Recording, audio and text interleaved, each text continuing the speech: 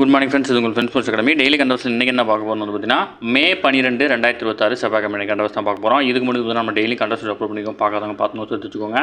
அது மட்டும் இல்லாமல் நம்ம சேனல் வந்து பார்த்தீங்கன்னா சப்ஸ்கிரைப் பண்ணி சப்போர்ட் பண்ணுங்கள். முடிஞ்ச ஃபீஸில் ஷேர் பண்ணுங்கள். நம்முடைய ஃப்ரெண்ட்ஸ் போலீஸ் அகாடமி அப்படின்ற டெலிகிராம் சேனலில் ஜாயின் பண்ணிக்கோங்க. இம்பார்ட்டன்ட் அப்டேட்ஸ் உங்களுக்கு ஒன்றா கிடைக்கும். டிஸ்கிரிப்ஷன் லிங்க் கொடுத்துருக்கேன். சரிங்களா? வாங்க ஃப்ரெண்ட்ஸ் கண்டவர்ஸ் பார்த்துலாம். புதிய ஊரக வேலைவாய்ப்பு சட்டம், அதாவது விபிஜி ராம்ஜி அப்படின்ற ஒரு சட்டம் வந்து பார்த்திங்கன்னா ஜூலை 1 முதல் அமலுக்கு வருவதாக வந்து பார்த்திங்கன்னா மத்திய அரசு அறிவிச்சிருக்காங்க. அன்றைய தினத்திலிருந்து மகாத்மா காந்தி தேசிய ஊரக வேலை உறுதி திட்டம், அதாவது 100 நாள் வேலை திட்டம் சொல்லுவாங்களே, அந்த திட்டம் வந்து பார்த்திங்கன்னா ரத்து செய்யப்படுகிறதா வந்து பார்த்திங்கன்னா அறிவிச்சிருக்கிறாங்க. ஓகேங்களா? இந்த அதாவது பழைய சட்டம் வந்து பார்த்திங்கன்னா 100 நாள் வேலை, புதிய சட்டத்தின்படி 125 நாட்கள் வந்து பார்த்திங்கன்னா வேலை. அதேமாதிரி பழைய சட்டத்தில் வந்து பார்த்திங்கன்னா 100% தொகையும் வந்து பார்த்திங்கன்னா மத்திய அரசு கொடுக்கும். புதிய சட்டத்தின்படி வந்து பார்த்திங்கன்னா 60, 40 அப்படி வகையில் வந்து பார்த்திங்கன்னா மத்திய மாநில அரசுகள் வந்து பிரித்து கொடுக்கணும். இது எக்ஸாக்டாக வந்து பார்த்திங்கன்னா இதுவான எனக்கு ஒரு டவுட்டாக இருக்குப்பா. இதை நான் சொல்கிறேன், பட் நீங்கள் நோட் பண்ணி வச்சுக்கோங்க. நான் அடுத்தடுத்த வீடியோவில் சொல்லிடுறேன். சரிங்களா? அடுத்தது அதேமாதிரி வந்து பார்த்திங்கன்னா 100 நாள் வேலை திட்டத்திற்கு மாற்றாக நாட்டில் உள்ள அனைத்து மாநிலங்கள் மற்றும் யூனியன் பிரதேசங்களில் 2026 ஜூலை 1 முதல் வந்து பார்த்திங்கன்னா விபிஜி ராம்ஜி சட்டம் வந்து பார்த்திங்கன்னா அமலுக்கு வருது. இது மட்டும் ஞாபகம் வச்சுக்கோங்க. ஓகேங்களா? நம்ம எக்ஸாம் பாயிண்ட் ஆஃப் வியூ என்னவோ அதை மட்டும் நம்ம பார்த்துட்டு போனால் போதும். ரொம்ப டைம் எடுத்துக்க தேவையில்லை. ரொம்ப இம்பார்ட்டன்ஸ் மட்டும் தான் நம்மளும் சொல்லிக்கிட்டு இருப்போம். அதனால் ஸ்கிப் பண்ணாமல் ஃபுல்லாக பாருங்கள். சரிங்களா? இந்தியாவிலேயே அதிக சாலை விபத்துகள் நடைபெறும் மாநிலமாக தமிழகம் வந்து பார்த்திங்கன்னா தொடர்ந்து முன்னிலையில் இருக்குது. அதாவது தேசிய குற்றக ஆவண காப்பகம் NCRPன்னு சொல்லுவாங்க. அதனுடைய தரவுகளின்படி 2024 இந்தியாவில் 4.95 லட்சம் சாலை விபத்துகள் வந்து பார்த்திங்கன்னா நடந்திருக்கு. 2023 வந்து பார்த்திங்க அப்படின்னா 4.91 லட்சம் சாலை விபத்துகள் வந்து பார்த்திங்கன்னா நடந்திருக்கு. ஓகேங்களா? இதே இது தமிழகத்தில் வந்து பார்த்திங்கன்னா 2024 69,828 சாலை விபத்துகளும், 2023 69,491 சாலை விபத்துகளும் நடந்திருக்காங்க. ஓகேங்களா?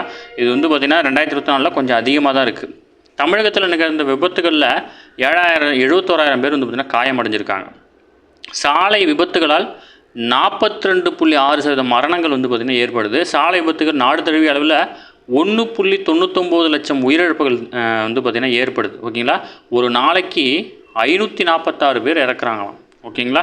அதேமாதிரி வந்து பார்த்திங்கன்னா 1.9, அதாவது 2023 1.98 லட்சம் உயிரிழப்புகள் நிகழ்ந்தது. இது தமிழகத்தில் வந்து பார்த்திங்கன்னா 2024 நிகழ்ந்த உயிரிழப்புகள் எண்ணிக்கை வந்து பார்த்திங்கன்னா 20,390 பேர் வந்து பார்த்திங்கன்னா இறந்துருக்காங்க. ஓகேங்களா? இந்த டீட்டெயில்ஸ் டேட்டாலாம் கேட்பாங்களா? அதெல்லாம் கேட்க மாட்டாங்க. நமக்கு பாயிண்ட்ஸ் நான் உங்களுக்கு சொல்லுவேன். நீங்கள் ஜஸ்ட்டு தெரிஞ்சுக்கணும். ஓகேங்களா? அந்த இப்போ நீங்கள் இன்டர்வியூ பேனல் எந்த எக்ஸாம் போனாலும் நீங்கள் எதை பற்றி வேணால் கேட்பாங்கப்பா. நீங்கள் வந்து உங்கள் நாலேஜை நீங்கள் இம்ப்ரூவ் பண்ணிக்கணும். ஓகேங்களா? அதேமாதிரி வந்து பார்த்திங்கன்னா அதாவது இந்த சாலை விபத்து உயிரிழப்புகள் பொறுத்தவரை 2024 27,071 உயிரிழப்புகளுடன் உத்தரப்பிரதேசம் முதலிடத்தில் இருக்குது. 20,390 உயிரிழப்புகளுடன் 2ஆம் இடத்துல இருந்து பார்த்திங்கன்னா தமிழகம் 2ஆம் இடத்துல இருக்குது. 3ஆம் இடத்துல 19,475 உயிரிழப்புடன் 3ஆம் இடத்துல வந்து பார்த்திங்கன்னா மகாராஷ்டிரா இருக்குது. ஓகேங்களா? இந்த 3 மாநிலங்களும் தொடர்ந்து முதல் 3 இடத்துல இருக்காங்க. இதை மட்டும் நோட் பண்ணி வச்சுக்கோங்க. இந்தியாவிலே அதிகமாக தமிழகத்தில் இருசக்கர வாகன விபத்துகள் வந்து பார்த்திங்கன்னா ஏற்படுது. இதுதான் ரொம்ப முக்கியமானது. அதை ஞாபகம் வச்சுக்கோங்க. ஓகேங்களா? அடுத்தது குஜராத் மாநிலத்தில் உள்ள உலக புகழ்பெற்ற சோம்நாத் கோயிலில் கடந்த 1951 மே 11 புனரமைக்கப்பட்டு மீண்டும் வழிபாட்டுக்கு வந்து பார்த்திங்கன்னா நாட்டின் முதல் குடியரசுத் தலைவரான ராஜேந்திர பிரசாத்தால் திறக்கப்பட்டு 75 ஆண்டுகள் ஆகிறது இந்த சோம்நாத் கோயில். அதில் அம்ருத் மகாட்சவ் அப்படின்ற விழா வந்து பார்த்திங்கன்னா கொண்டாடுறாங்க. ஓகேங்களா? அடுத்து வந்து பார்த்திங்கன்னா மே 11 சோம்நாத் கோவில் மட்டும் சீரமைக்கப்பட்டு திறக்கப்படவில்லை.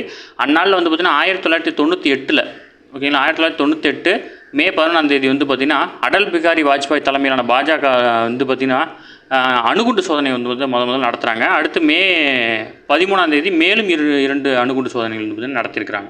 இதை நம்ம நேற்றே பார்த்தோன்னா ஜஸ்ட் இன்ஃபர்மேஷன் ஞாபகம் வச்சுக்கோங்க. அதேமாரி வந்து பார்த்திங்கன்னா தங்கம் வாங்குறத வந்து பார்த்திங்கன்னா பிரதமர் வந்து பார்த்திங்கன்னா ஓராண்டு காலத்துக்கு வந்து பார்த்திங்கன்னா நிறுத்தி வைக்க சொல்லியிருக்காரு.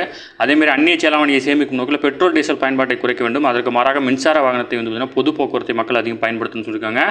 கூட்டத்தில் வந்து பார்த்திங்கன்னா முக்கியமாக என்ன அப்படின்னா சோம்நாத் கோயிலுடைய சீரமைக்கப்பட்ட 75வது ஆண்டு அதை குறிக்கும் வகையில் நினைவு தபால் தலை வந்து பார்த்திங்கன்னா வெளியிட்டிருக்கிறார். ஓகேங்களா? அது மட்டும் தான் இன்ஃபர்மேஷன் பார்த்துக்கோங்க. ஓகேங்களா? அடுத்தது இந்தியாவுக்கு வழங்க வேண்டிய கடனில் ரூபாய் 476 கோடி, அதாவது $50 மில்லியன் வந்து பார்த்திங்கன்னா மாலத்தீவு வந்து பார்த்திங்கன்னா திருப்பி செலுத்திருக்காங்க. அதனுடைய நாட்டின் அதிபரான முகமது முயிஸ் வந்து பார்த்திங்கன்னா தெரிவிச்சிருக்கிறாரு. பாரத ஸ்டேட் வங்கி மூலம் மாலத்தீவுக்கு குறுகிய கால கடன் முறையின் கீழ் இந்திய நிதியுதவி அளித்து வருகிறது. இந்த நிலையில் 2ஆம் கட்டமாக $50 மில்லியன் கடனை வந்து பார்த்திங்கன்னா மாலத்தீவு செலுத்தியிருக்குது. ஏற்கனவே 2024ஆம் ஆண்டு ஜனவரி மாதம் $50 மில்லியன் வந்து பார்த்திங்கன்னா குறுகிய கால கடனை வந்து பார்த்திங்கன்னா கொடுத்துருந்தாங்க. இப்போ 2வது தவணையை வந்து பார்த்திங்கன்னா கொடுத்துருக்குறாங்க.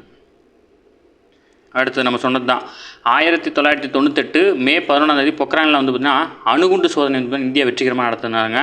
அன்றைய தினத்தில் தான் வந்து பார்த்திங்கன்னா தேசிய தொழில்நுட்ப தினமாக அறிவித்து ஆண்டுதோறும் கொண்டாடிட்டு இருக்கோம். ரொம்ப முக்கியமானது. ஓகேங்களா.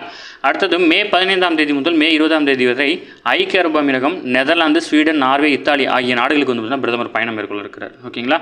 அதேமாதிரி வந்து பார்த்திங்கன்னா பெட்ரோல் தட்டுப்பாடு குறித்து ஒரு டேட்டா கொடுத்துருக்காங்க. நம்ம எக்ஸாம் பாயிண்ட் ஆஃப் வியூ என்னவோ அதை மட்டும் எடுத்துக்கலாம்.